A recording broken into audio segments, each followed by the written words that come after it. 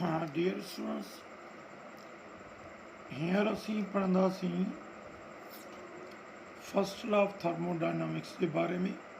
इनके energy conservation law भी चइबो आहे। डेफिनेशंस तव्हां सभिनी खे पढ़ियल आहिनि। ये डेफिनेशन छा आहे? Energy can neither be created nor be destroyed but can be converted from one form to the other form. या ईअं बि बयानु करे सघूं था, in the universe total amount of energy remains conserved। हाणे हिनखे सम्झण लाइ ॾिसो, असां पढ़ी चुका आहियूं त यूनिवर्स जेका आहे उहा सिस्टम प्लस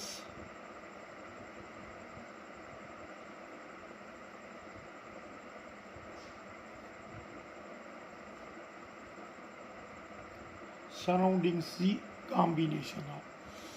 हाणे यादि करे छॾियो, जेकॾहिं सिस्टम खां सराउंडिंग ॾे तव्हां हीट खे रिलीज़ कयो था, ठीकु आहे न, त ही एक्ज़ो आहे, एक्ज़ो थर्मिक प्रोसेस आहे। सराउंडिंग खां सिस्टम में एनर्जी जेकॾहिं एब्ज़ॉर्ब थींदी, हीट खे तव्हां मोकिलियो था, त पोइ ही एंडोथर्मिक आहे।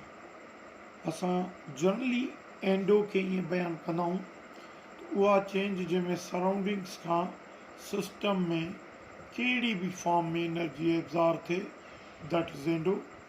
जेकॾहिं सिस्टम खां सराउंडिंग ॾे कहिड़े बि फॉर्म में एनर्जी रिलीज़ थिए, दैट इज़ एक्ज़ो। अच्छा, हाणे थोरो गौर कयो, जेकॾहिं सिस्टम खां एनर्जी सराउंडिंग ॾे रिलीज़ थींदी तॾहिं बि यूनिवर्स में अमाउंट ऑफ एनर्जी सेम रहंदो। जेकॾहिं सराउंडिंग खां जेतिरी अमाउंट ऑफ एनर्जी डिसअपियर थींदी ओतिरी सिस्टम में अपीयर थींदी, तॾहिं बि अमाउंट ऑफ एनर्जी साॻियो रहंदो, कॉन्ज़र्व रहंदो। यानी कि इहा ख़बर पई त जेतिरो amount of energy endothermic process में सराउंडिंग वटि डिसअपियर थींदो, ओतिरो ई एंडो में सिस्टम में अपीयर थींदो। ऐं जेतिरो एक्ज़ोथर्मिक में सिस्टम खां एनर्जी रिलीज़ थींदी, ओतिरो ई सराउंडिंग में अपीयर थींदी। यूनिवर्स जी अमाउंट ऑफ एनर्जी साॻी रहंदी, न उन में लॉस ईंदो न गेन थींदो। त हिते जेको असां पढ़ूं था, energy can neither be created, जो मक़सदु आहे energy can not be increased nor be destroyed, जो मक़सदु आहे कैन नॉट बी डिक्रीज़ड। छाकाणि त जेतिरी सिस्टम वटि डिसअपियर थी ओतिरी सराउंडिंग में अपीयर थींदी, जेतिरी सराउंडिंग में डिसअपियर थींदी ओतिरी सिस्टम में अपीयर थींदी। त काइनात में अमाउंट ऑफ एनर्जी न इंक्रीज़ थी न डिक्रीज़ थी, न उनखे असां क्रिएट करे सघियासीं, वधाए सघियासीं, न उनखे डिस्ट्रॉय करे सघियासीं, न उनखे डिक्रीज़ करे सघियासीं। त काइनात में अमाउंट ऑफ एनर्जी साॻी रहणी आहे, उनजो अमाउंट सेम रहंदो। पर यादि करे छॾियो, काइनात जे अंदरि एनर्जी सिस्टम ऐं सराउंडिंग जे विच में एक्सचेंज थींदी रहंदी आहे, ठीकु आहे। इन एक्सचेंज में एनर्जी पंहिंजा फॉर्म्स मटाईंदी। जेकॾहिं सिस्टम खां हीट जी सूरत में रिलीज़ थी थिए, सराउंडिंग में एब्ज़ॉर्ब ज़रूरु थींदी, अपीयर ज़रूरु थींदी, पर ॿियनि फॉर्म्स में थींदी, हीट जी सूरत में न। जेकॾहिं सराउंडिंग खां हीट जी सूरत में सिस्टम में एब्ज़ॉर्ब थी थिए, त सराउंडिंग में हीट जी सूरत में आई, पर सिस्टम जे अंदरि उहा कंहिं ॿिए फॉर्म में चेंज थी वेंदी। त एनर्जी सिस्टम ऐं सराउंडिंग जे विच में एक्सचेंज थियण वक़्तु पंहिंजूं सूरतूं मटाईंदी, पंहिंजा फॉर्म्स मटाईंदी। बाक़ी उनजे अमाउंट में न वाधारो ईंदो न घटिताई ईंदी, उनजो अमाउंट यूनिवर्स में हमेशह सेम रहंदो, कॉन्ज़र्व रहंदो। हाणे असां हिते सपोज़ था कयूं, सपोज़ कयो हिते हीट क्यू, असां एंडोथर्मिक प्रोसेस था खणूं, ही इन में सराउंडिंग खां हीट क्यू असां एब्ज़ॉर्ब था करायूं सिस्टम में, त पोइ छा थींदो? हिते था कयूं इफ अमाउंट ऑफ हीट जंहिंखे असां क्यू सां शो था कयूं is absorbed from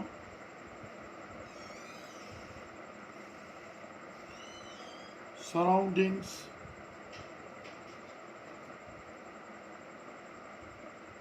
to system।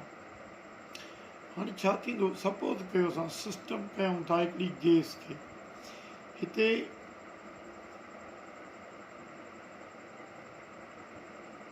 हिकिड़ी गैस आहे, हाणे गैस खे कंसीडर था कयूं त गैस असांजे लाइ सिस्टम आहे।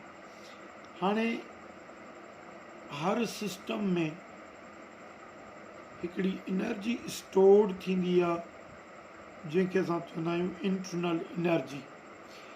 यादि करे छॾियो स्टूडेंट्स, इंटरनल एनर्जी सिस्टम जे अंदरि ॿिनि एनर्जी जो जोड़ हूंदी आहे, हिकु काइनेटिक एनर्जी, ॿियो पोटेंशियल एनर्जी।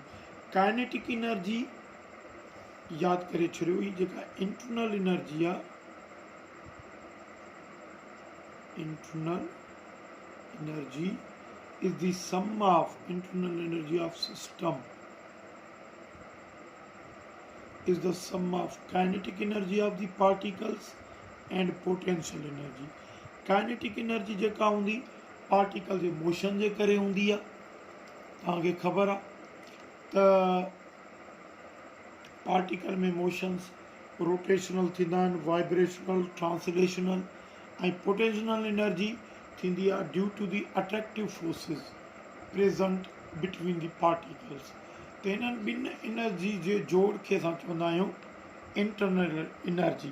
हर सिस्टम में इंटरनल एनर्जी स्टोर्ड हूंदी आहे। हाणे ही internal energy initial internal energy आहे। सपोज कयो असां हीट क्यू खे हितां एब्ज़ॉर्ब करायूं था, त इहा पहिरियां छा कंदी, हिन जी इंटरनल एनर्जी खे चेंज कंदी। हाणे इंटरनल एनर्जी E1 मां फाइनल इंटरनल एनर्जी में वेंदो। असां पढ़ियासीं प्रीवियस लेक्चर में त जेकॾहिं असां फाइनल इंटरनल एनर्जी मां इनिशियल इंटरनल एनर्जी कट कयूं त पोइ असांखे हिते मिलंदी change in internal energy, change in internal energy मिलंदी। अच्छा, जीअं इंटरनल एनर्जी वधंदी त हिते सिस्टम पिस्टन खे, ही जेको आहे ही मूवेबल पिस्टन आहे, ओके। त सिस्टम इन पिस्टन खे डिस्प्लेस करे ऐं वर्क परफॉर्म कंदो W। तंहिंजी माना त हीट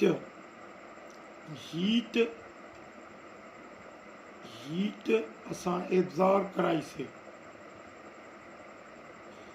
एब्ज़ॉर्ब्ड, इहा छा में कंज़र्व थी, इहा चेंज इन इंटरनल एनर्जी में कंज़र्व थी, okay. Change in internal energy में कंज़र्व थी plus work done by system में कंज़र्व थी।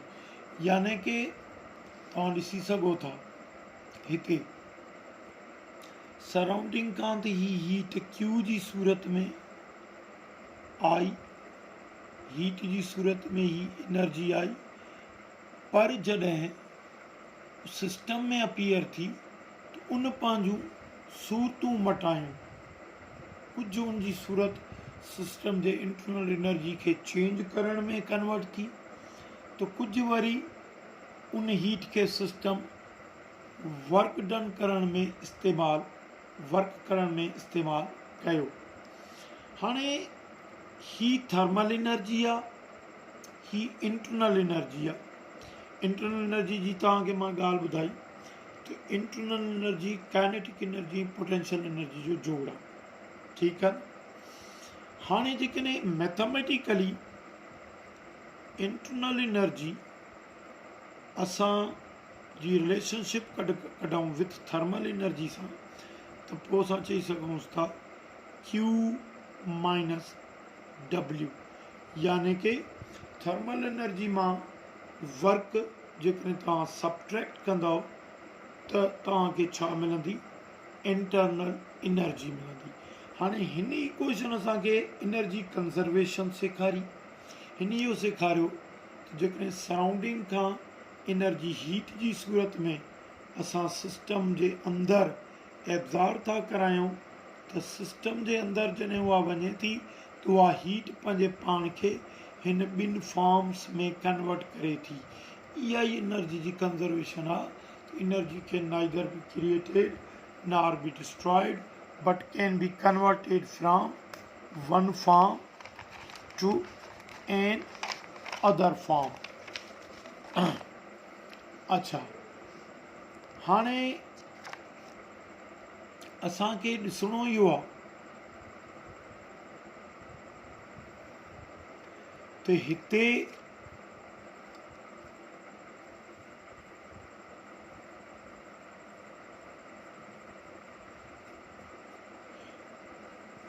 हाणे जेकॾहिं असांखां MCQs पुछे त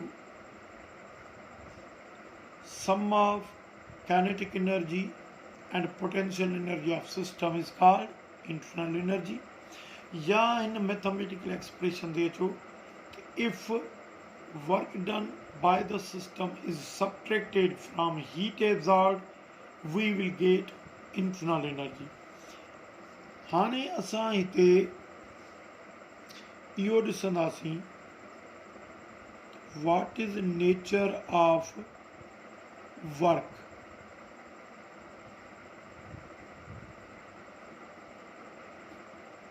इन वर्क में आखिर सिस्टम छा थो करे, कहिड़े क़िस्म जो वर्क आहे।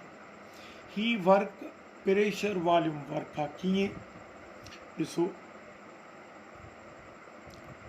हिते सिस्टम गैस आहे,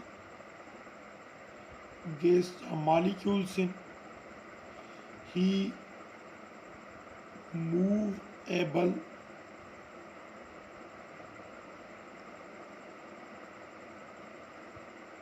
पिस्टन आहे। अच्छा, हाणे जेकॾहिं असां हिन खे हेठां हीट एब्ज़ॉर्ब था करायूं त ही मॉलिक्यूल्स हिते फोर्स अप्लाई कंदा। छा अप्लाई कंदा, फोर्स अप्लाई कंदा। इहा फोर्स छाजे लाइ अप्लाई कंदा, इहा फोर्स अप्लाई कंदा इन पिस्टन खे डिस्प्लेस करण लाइ। हाणे जेकॾहिं ही पिस्टन एतिरे ताईं डिस्प्लेस थिए थो, एतिरे ताईं डिस्प्लेस थी ऐं डिस्टेंस डी ट्रेवल करे थो त पोइ असांखे वर्क छाजी सूरत में मिलियो, product of force into displacement. ठीकु आहे, हाणे असांखे ख़बर आहे त प्रेशर बराबरि आहे फोर्स पर एरिया, त पोइ फोर्स बराबरि छा थींदो, प्रेशर इनटू एरिया। हाणे जेकॾहिं फोर्स जी जॻह ते ही वैल्यू सब्स्टिट्यूट कयूं त असांखे मिलियो W बराबरि pressure into area into displacement. हाणे हिते वर्क जी डेफिनेशन बीठी, it is product of force and displacement. हिते बीठी, it is product of pressure area and displacement. हाणे तव्हांखे ख़बर आहे त एरिया एंड डिस्प्लेसमेंट जी प्रोडक्ट वॉल्यूम जनरेट कंदी आहे। देयरफॉर असां लिखी सघूं था W बराबरि PV। हाणे तव्हां ॾिसो हिते वॉल्यूम चेंज थो थिए, यानी कि पहिरियां ही V वॉल्यूम हुयो, हाणे सिस्टम जो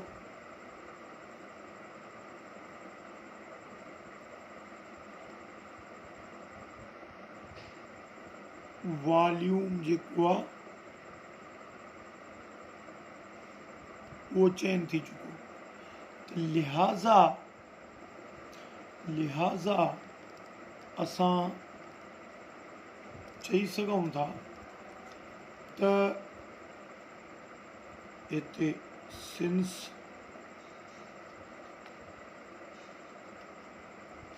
वॉल्यूम चेंज ऐं चेंज इन वॉल्यूम के असांखे ख़बर आहे त V2 माइनस V1 सां शो कंदा आहियूं।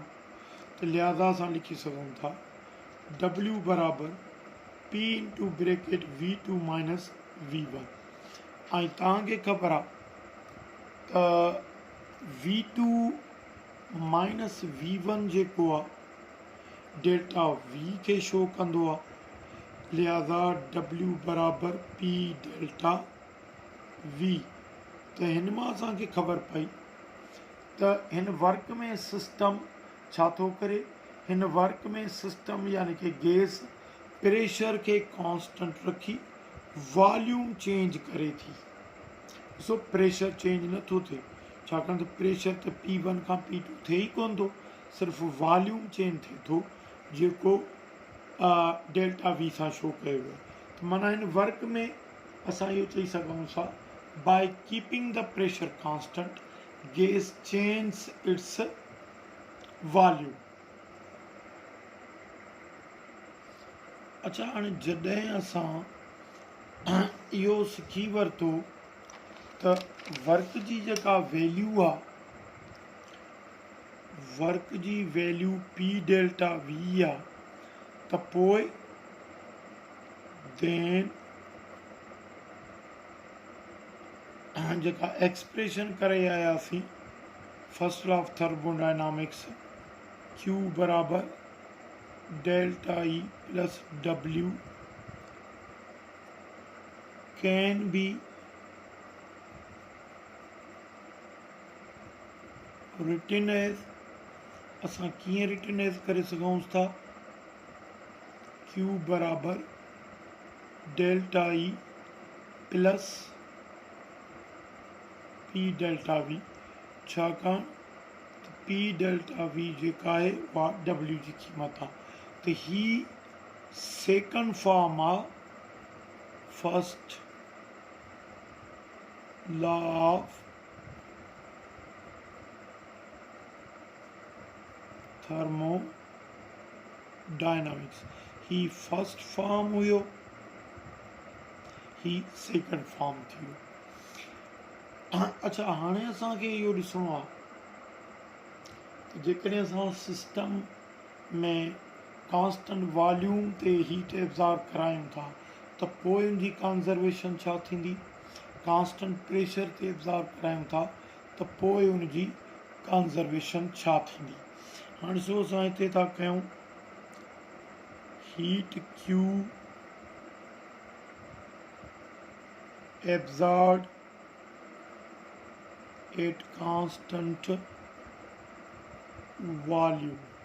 कांस्टेंट वॉल्यूम जो मक़सदु आहे त तव्हां उनखे डेल्टा V खे ज़ीरो कयो। हाणे डेल्टा V जे ज़ीरो जो मक़सदु इहो न आहे त वॉल्यूम खे ज़ीरो करे कयो, छाकाणि त वॉल्यूम त कंहिंजो ज़ीरो असां करे बि नथा सघूं, पर डेल्टा V जो मक़सदु आहे चेंज इन वॉल्यूम करणु न ॾियो। ज़ाहिरी ॻाल्हि आहे चेंज इन वॉल्यूम असां तॾहिं न करणु ॾींदासीं जॾहिं हिते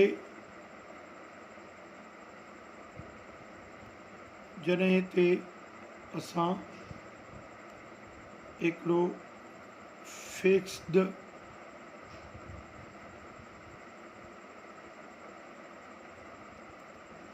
पिस्टन रखंदासीं। हाणे फिक्स्ड पिस्टन में गैस खे असां सराउंडिंग खां heat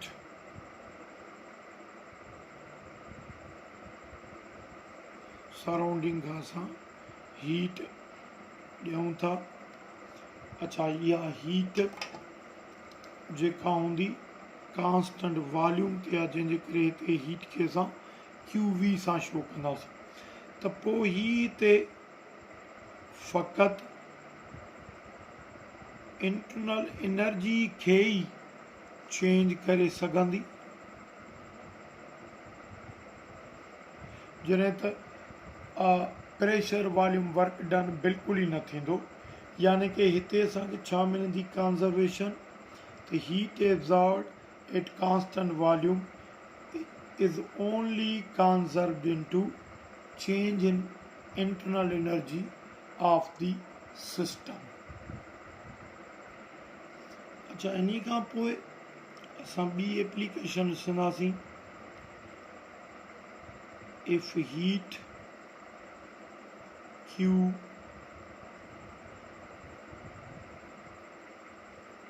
is absorbed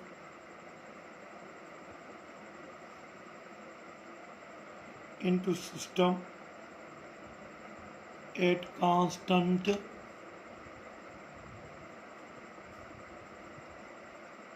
pressure, and constant pressure जो मकसद आहे डेल्टा P should be 0। इन जो मकसद इहो न आहे त प्रेशर खे ज़ीरो कयो, पर इन जो मकसद आहे त चेंज इन प्रेशर तव्हां करण ई न ॾियो, यानी कि P1 खे P2 न करणु ॾियो। ऐं इन जे लाइ असां सिस्टम खे अहिड़े कंटेनर में रखंदासीं जंहिंखे मूवेबल पिस्टन हुजे, छाकाणि त वॉल्यूम वधाए करे असां इंक्रीज़ इन प्रेशर खे नलीफाई करे सघूं था।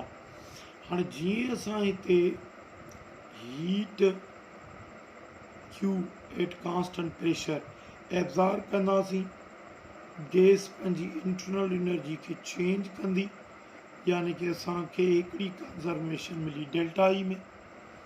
इन खां पोइ सिस्टम हिते पिस्टन खे डिस्प्लेस करे ऐं वर्क कंदो, ऐं तव्हांखे ख़बर आहे त उहो वर्क W या P डेल्टा V आहे। देयरफॉर कांस्टेंट प्रेशर ते असांखे कंजर्वेशन छा मिली, उन ते असांखे कंजर्वेशन मिली त heat absorbed at constant pressure from surrounding into system is conserved into delta E plus P delta V। Okay dear students, हींअर पढ़ंदासीं असां enthalpy of system. Enthalpy of system छा आहे? It is sum of internal energy and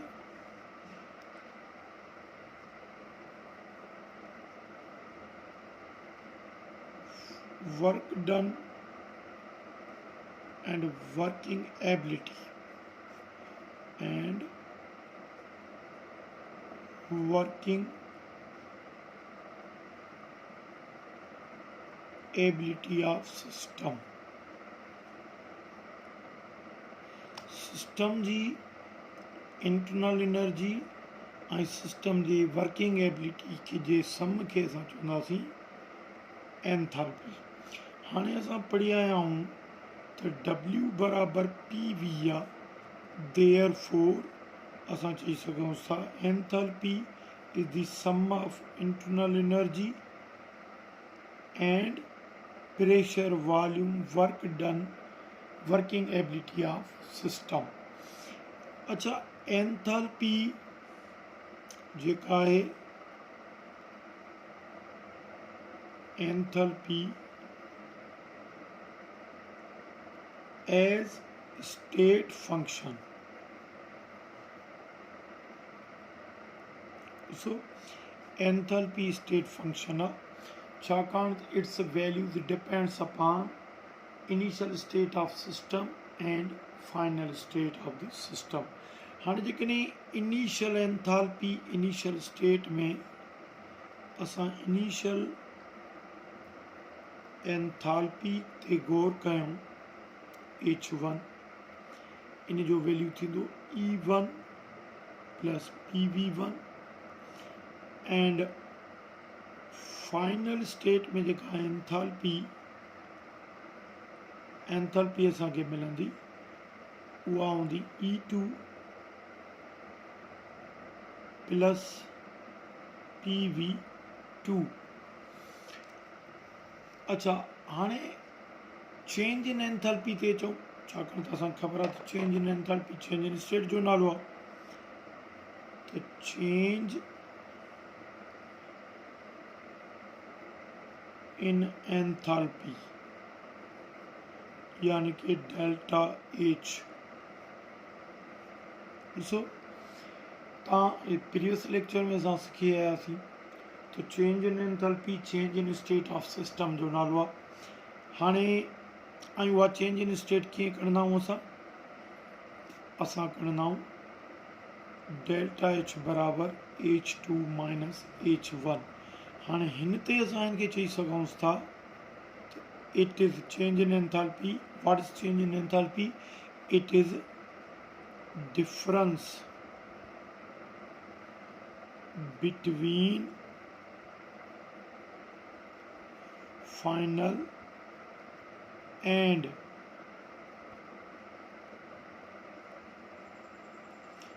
initial state of system। final and initial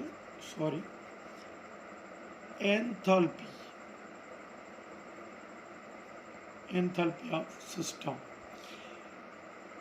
अच्छा, जेकॾहिं हिन equation में H2 जी value ही सब्स्टिट्यूट कयूं असांखे एंथैल्पी चेंज मॉडिफाइड कीअं मिलंदी। ॾिसो, H2 जी जगह से H2 जो वैल्यू विझो E2 plus PV2 minus H1 जी जगह ते H1 जो वैल्यू सब्स्टिट्यूट कयो E1 प्लस PV1। हाणे इनके जेकॾहिं असां रीअरेंज कयूं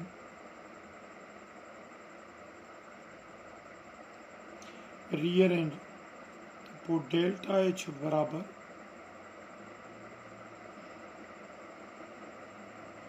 E2 minus E1 plus PV2 minus PV1। हाणे इनमें बाय टेकिंग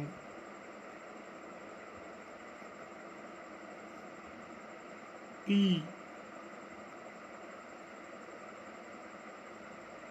एज कॉमन तो पोइ थींदी डेल्टा H बराबर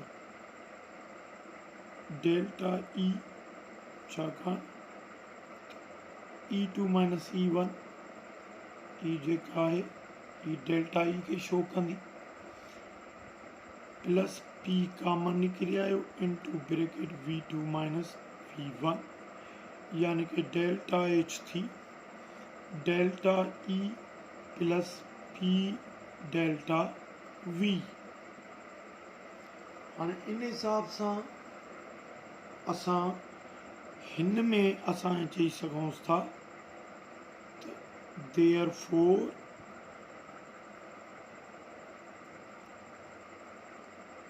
enthalpy change is sum of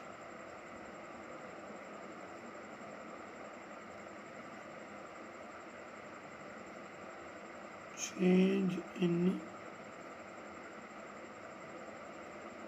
internal energy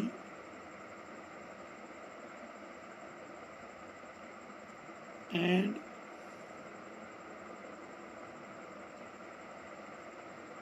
pressure volume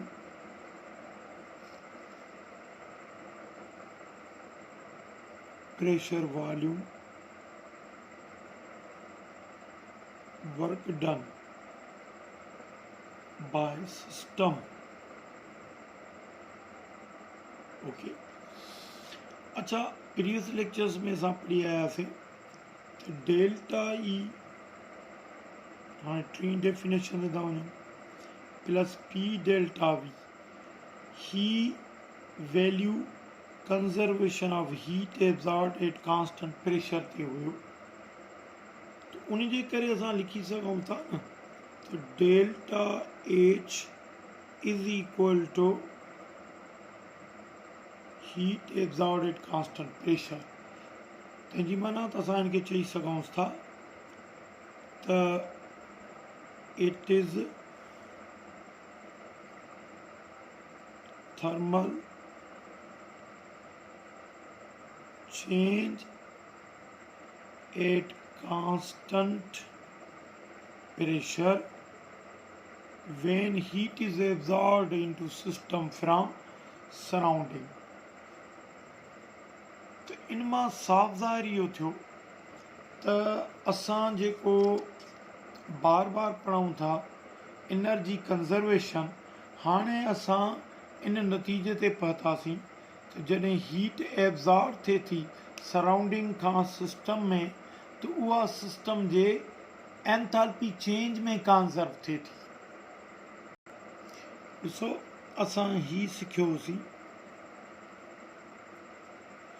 the universe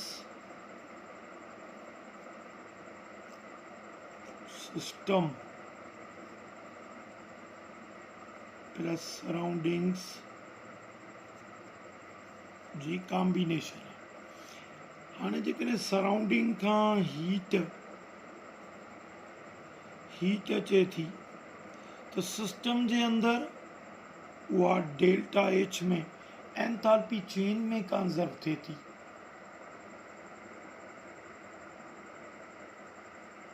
right. अच्छा, जेकॾहिं सिस्टम खां सराउंडिंग ॾे हीट रिलीज थिए थी तो उहा भी डेल्टा एच में एंथैल्पी चेंज में कंजर्व थींदी।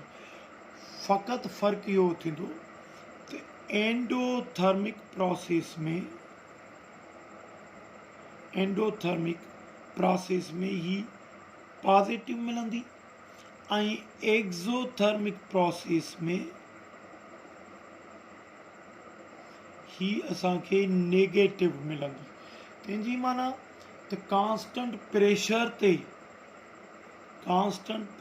ते जेकॾहिं हीट एब्जॉर्ब थिए थी तॾहिं बि सिस्टम जे अंदरि एंथैल्पी चेंज में कंजर्व थींदी, रिलीज़ थिए थी तॾहिं बि ही एंथैल्पी चेंज में कंजर्व थिए थी। पर छाकाणि त प्रोसेस एंडो आहे उनजे करे हिते एंथैल्पी चेंज पॉजिटिव मिलंदी, एक्ज़ो में साॻी एंथैल्पी चेंज नेगेटिव साइन सां मिलंदी।